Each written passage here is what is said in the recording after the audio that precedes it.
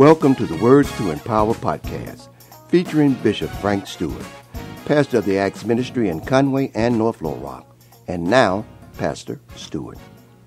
Welcome back to your Acts Ministry podcast. We're talking about something that is very important for the season that we're in. And what we're talking about is overcoming hatred with love. Overcoming hatred with love. Because it is so easy to hit back, strike back, do unto others as they are doing it unto you. But the Bible teaches that the true test of a Christian, Jesus says, by this shall all men know that ye are my disciples, if you have love one for another. That's important. That's important. That we are to love one another as he loved us. Because there has been no greater love than a man will lay down his life for his friends.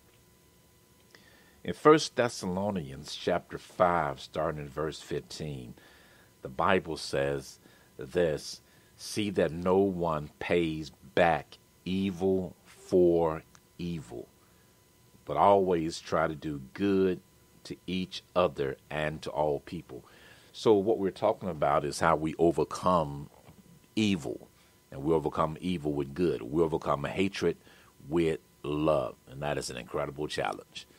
That is an incredible challenge, but that is the challenge Jesus has given unto us, because when we use hatred, trying to overcome hatred, we lose.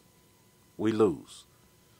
We lose our Christian witness, our Christian influence.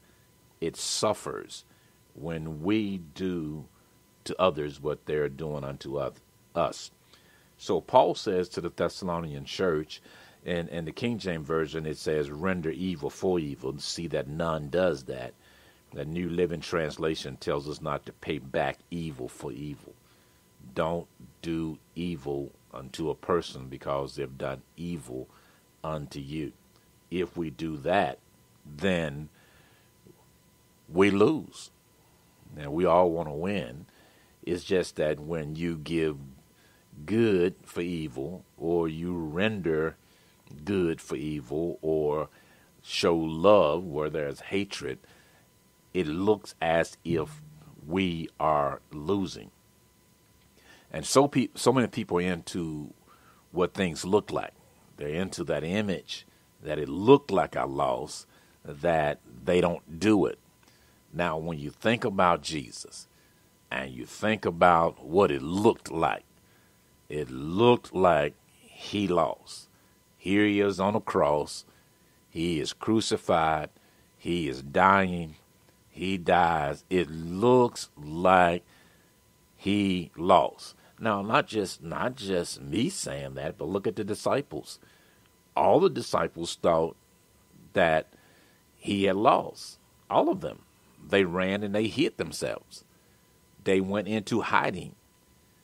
They thought that he had lost. That's very important. That perception is very important, because there's so many people that are governed by that. And they perceive that, hey, this Jesus, he failed. He failed because he got himself crucified. And when you look at the men that were on their way to Emmaus, they felt as though Jesus had lost. Because when you look at Christianity, winning looks like losing sometimes. If you look through the carnal eyes of the world and you look at what they're doing, what they're saying, it looks as if you've lost. And that's not the case at all. But winning looks like losing. So I want to just read this to you and show you in the Gospel of Luke, as we look at this very familiar story about the two men that was on their way to the village called Emmaus. Now, the Bible says this, and this is Luke chapter 24, and the story starts in verse number 14, I believe. We'll start at verse 13. Verse 13. It says, "Now behold, two of them were traveling that same day to a village called Emmaus, which was 7 miles from Jerusalem. And they talked together of all these things which had happened. So it was, while they conversed and reasoned, that Jesus himself drew near and went with them. But their eyes were restrained, so they did not know him. And Jesus said to them, What kind of conversation is this that you have with one another as you walk and are sad?" See, they're walking and they're sad because what had happened. And Jesus asked them why they were sad. Well, the Bible says in verse number 18, "Then the one whose name was Cleophas answered and said to them, Are you the only stranger in Jerusalem, and have you not known the things which happened there in these days?" Jesus said to them, "What things?" So they said to him, "The things concerning Jesus of Nazareth, who was a prophet, mighty in deed and word before God and all the people, and how the chief priests and our rulers delivered him to be condemned to death and crucified him. But we were hoping that it was he who was going to redeem Israel indeed." Now, I want you to just focus on that, and that's what I wanted you to hear, because here are these men on the road of Emmaus, and they're thinking that this was all for naught, that Jesus actually, he had lost, because crucifixion doesn't seem like winning. So they don't realize that they're talking to Jesus. He's come up while they're being sad, and they're talking that they thought and were hoping that Jesus was going to be the one, because they don't think he's the one anymore because he got crucified. And because he got crucified, they believe that he lost. See, winning doesn't look like winning all the time. And that's important if we're going to render good for evil, if we're going to love those that hate us, to the spectators, to those that are around. It doesn't look like you won. Stay tuned for more of Frank Stewart. And now for some special announcements. Thanks for partnering with the Acts Ministries. We value your service and your donations. That's why we've made it easy to make contributions to support our ministry. Simply go to your web browser and click the search bar and type in actsministriesonline.org. Then click Donate Online. It's really that easy. For mobile giving, text the amount you wish to donate to 501-302-4242. And now, more of Pastor Frank Stewart. It looked like you lost. So many people can't get past that. They can't get past that audience that it looks like I lost. It looks like I look bad in the eyes of people. I gotta defend myself. And when you see that, many people don't realize that you didn't lose. Jesus didn't lose. He won. Now, after the resurrection, it is obvious that he won. When he led captivity captive, when he got the keys, took the keys from death, hell, and the grave, his battle was a much deeper battle than just setting men free from the Roman government at that time. He had to go deep to break the root cause of sin, the root cause of slavery and imprisonment. He had to go deep for that. And the thing that Adam had done, Adam had put us in sin and caused death to be passed to everyone in our families. So Jesus had to come and defeat the greater enemy first. That great enemy was death. Death. He couldn't defeat death by living, he could only defeat death by dying. And when he died, he went on the territory of the devil, and he defeated him on his own territory and took back the keys, death, hell, and destruction. He took those keys and he led captivity captive. But when you look at it, it looks like he lost.